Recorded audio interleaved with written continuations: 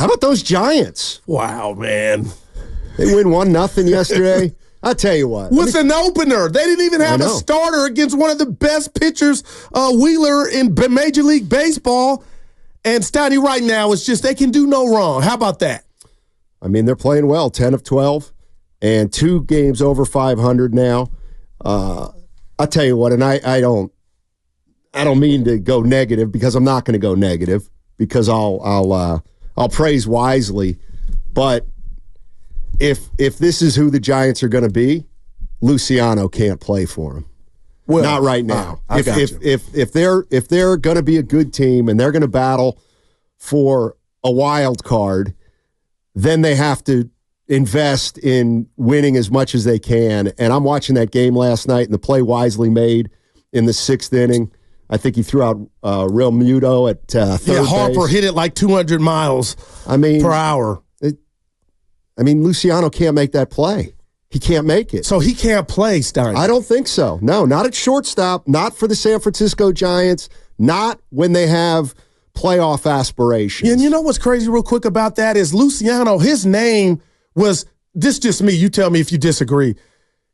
He had more promise than Matos and Ramos. It was Luciano. And to find out, Steiny, that, you can't hide him, it sounds better, and I told you and the boss and Evan, when you talk about what's changed, the youth, when you say Matos and Ramos and you throw Luciano in there, that's like the Three Musketeers. And now we may be, days away from him going back to Sacramento or him facing a position change that maybe he's not going to be able to, rectify on the major league level. Yeah, I don't think he'll be able to. Not right now. But, the Giants have turned it around, and I think one of the reasons they turned it around, and I think we do this all the time, and it's this. A team will get decimated by injuries, and they'll lose, and rather than acknowledge that they're decimated by injury, we'll just say, well, they got to figure out a way to win when they're hurt, and the reality is if you're banged up, you're not going to be as good, and they've gotten a little more healthy, and the young guys have chipped in. Oh, my gosh. And this team's starting to look whole, and now you can see what the vision was that Farhan had and that Bob Melvin had, and this is the way it's got to look if they're going to be successful. Yeah, and speaking of looks, Steiny, you look me dead in my eye because I mean this, and we haven't talked about it our 5 or 6 years together. When you look at a baseball team and you can tell if they're playing hard, even with the mental component of it. And Flynn was on with Bonte and Shasky this morning, and they had a great conversation, Steiny, about this giant dugout, even when they're down 4, like we saw in Pittsburgh, late in games in New York. There's just something, an aura in that dugout where everybody seems to be playing for each other, and they haven't quit. And then when something goes well, they score, they win, a great defensive play. It just, and I'm not just saying this, it seems like everybody's got each other's back and they're genuinely happy for Steiny or Evan making a great play. And right now it seems like that's infectious, and it culminates with Matos with a professional at bat last night to get the ball in the air deep enough to get the run home. And my only question is, Steiny, they're 29 and 27. So a hater would say, if they hadn't seen the start of the Giants season, why are you so excited about a baseball team only 2 games over 500? Well, if you hadn't seen them 6 under and the dead men walking feel that I felt like they had to them, to where they were down 2 or 3 runs, Giants are done, you wouldn't appreciate the strides that they've made. And, I asked you, and I think we talked about it a little bit yesterday, you think they're for real or you need to see more? And I need to see more. Okay. I need to see more.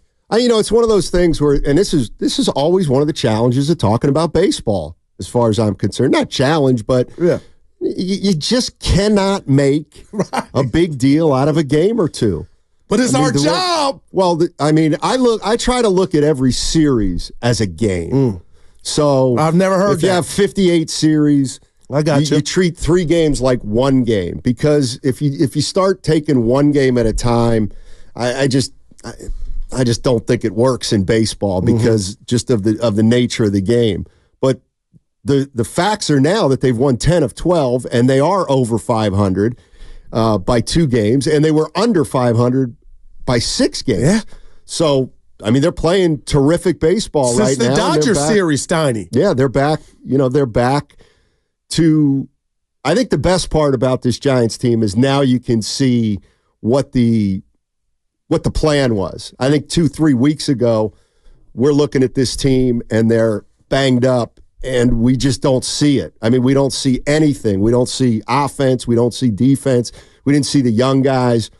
The bullpen wasn't very good, and now the young guys have chipped in, and they haven't carried this team because Chapman's been a big part of it, and so is the pitching, but they've certainly contributed to the winning. And now we find out what will happen when Ahmed comes back, and when Slater comes back, and when Conforto comes back. Now, well said. And again, I was kind of conflicted yesterday with this, Donnie, but those are good problems. And what you just described was the Giants early on. And Evan was at the game last night, Steiny, if you told me I need a catcher with my life on the line to throw out a runner right now in Major League Baseball, it's Bailey.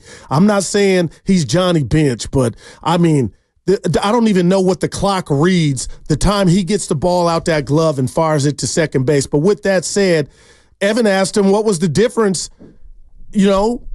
of this team when they played Philly and got swept 4 games, and it was ugly. One game was in the rain. One game was Sunday Night Baseball. It was ugly. And Bailey told him, Evan, our own Evan, Steiny, and I agree with him wholeheartedly, this is a different team. That was a different team. And that's what we've seen early on this season and that's why I want to give Farhan credit, because I feel like a hater or a little dirty that, would these moves have happened had the injuries not manifested? Probably not. But guess what, partner? They did. The team's playing. So how can I not give credit to only the players and stop at Farhan's doorstep when I tried to bury him 2 weeks ago when it was bad? I just think that's fair. If that's the way you feel, that's the way you feel. Right.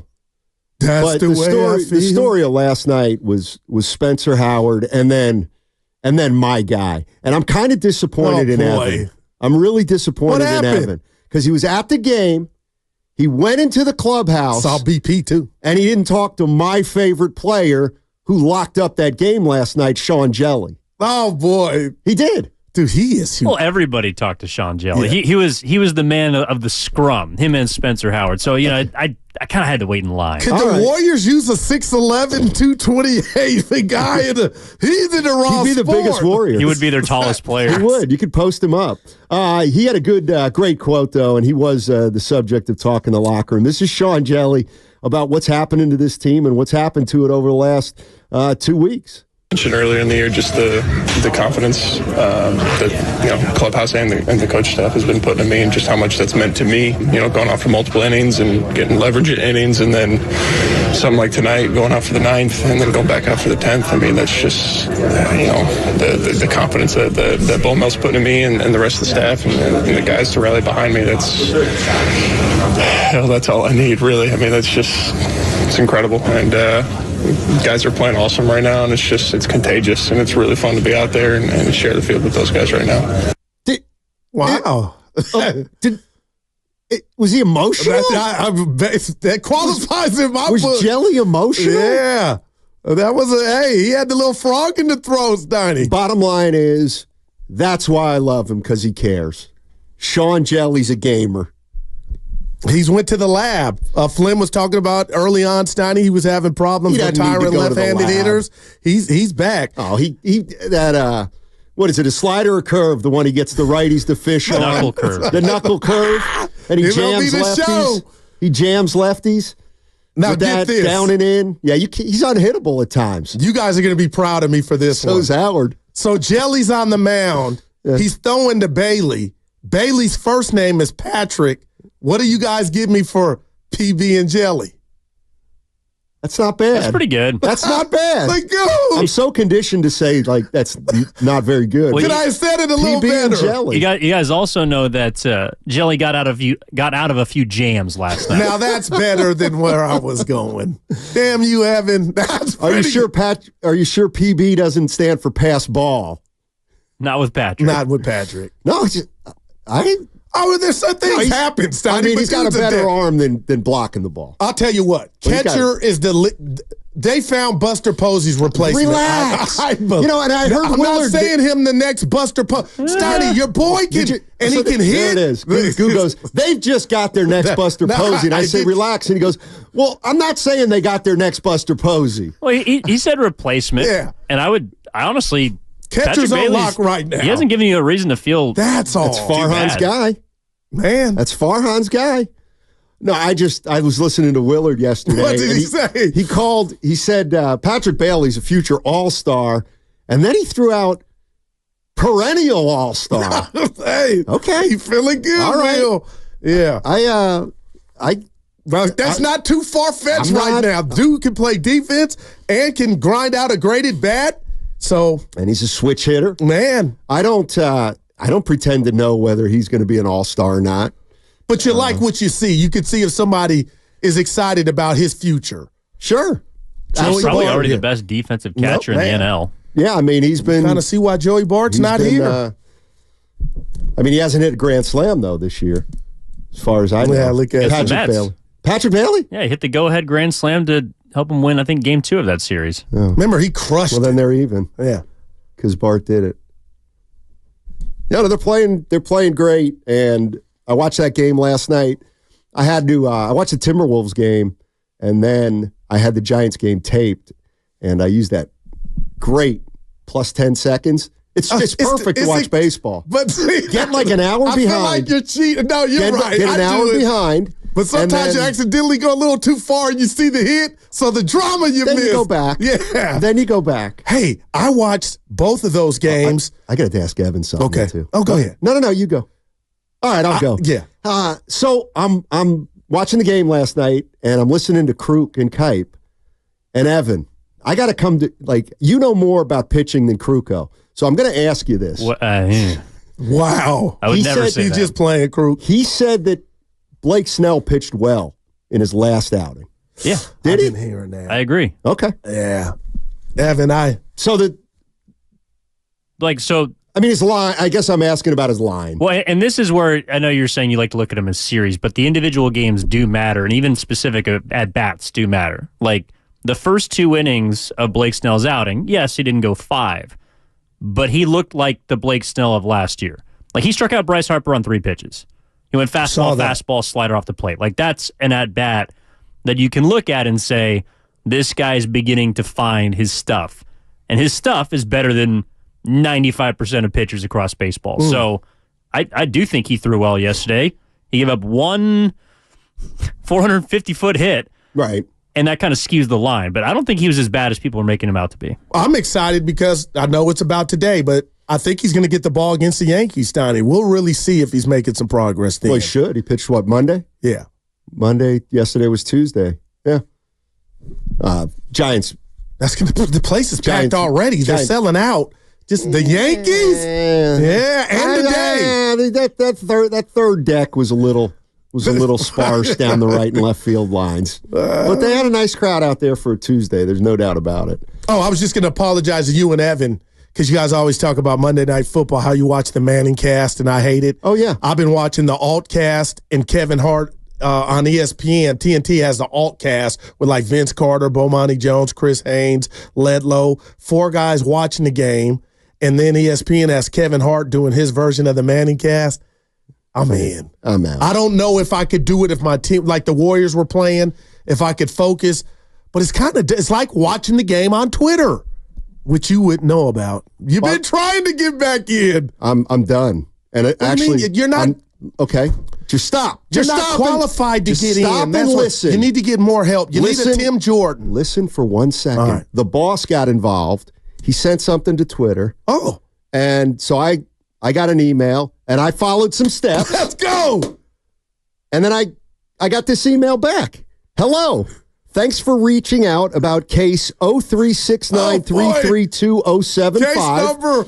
This case has been closed, and we aren't able to reopen it at this time. But we'd like to make sure you get the help you need. We encourage you to visit our help center, which I've done, and it doesn't help me, or create a new case. So I can create a new case that they can then close. Yeah, so this is a big job, as we used to say back in the biz. This is a big job. R.I.P. to my Twitter, because I am just flummoxed. Yeah, you need to be back on there. Yeah. When Evan tweets out Guru, and then this little, what is it? Steiny, but you look so shrimpy and small because it's not in color. We got to get you back on. Well, the other thing is, anytime anybody sends a Twitter thing to the Vine or to the thread, I can't get into it. And you have one of the best handles going. I know Evan just changed his, trying to say hip. At Steinmetz NBA. Yeah, I took a lot of grief for that. That's dope as hell. No, but a lot of people are like, it's always these guys with NBA on their Twitter handles who come up with the worst takes and blah, blah, blah, blah, blah. Yeah. I'll tell you what, by the end of the season might be Steinmetz MLB. Oh, I thought you were going MINNY. Mini. Well, right now it's Steinmetz MIA. That's from Twitter. That is Evan pretty on good. fire. That is pretty good. Your team won last night. I know you're happy. Your other team. No, I'm not. What do you mean? They won. Look at him trying to hold in the pearl whites. Yes. The pearly. Yes. I hear you. It's about the Giants. Oh, back to the Giants. You know I got it. Yeah, I don't like. So Dave Fleming was on with the morning roast earlier today, and he said Luciano's probably going to start today at shortstop. He was in the locker room yesterday. Clubhouse to help me out. Hockey's the dressing room. Gotcha. Basketball's the locker room. I love this stuff. Baseball's the clubhouse. There we go. And football is, I don't know, the locker room. And baseball is not the coach, it's the manager. Or skipper. Well, I'll give you that. I don't think I've ever said skipper. But Luciano's down here. He's small potatoes because the kid can rake. I like his build and everything, but right now there's something bigger going on than maybe worried about how he's going to feel. And, he has nobody to blame but himself for how he's shown himself with routine ground balls in crucial situations. So, I mean, man, just think about it. They got a chance to sweep the team that is playing the best baseball coming into this Not series. anymore. Well, they lost 2 in a row. Yeah, they absolutely did. But, I'm looking at that Giants lineup now, and I'm thinking they're playing enough young guys. I mean, they've got plenty of young guys on this team.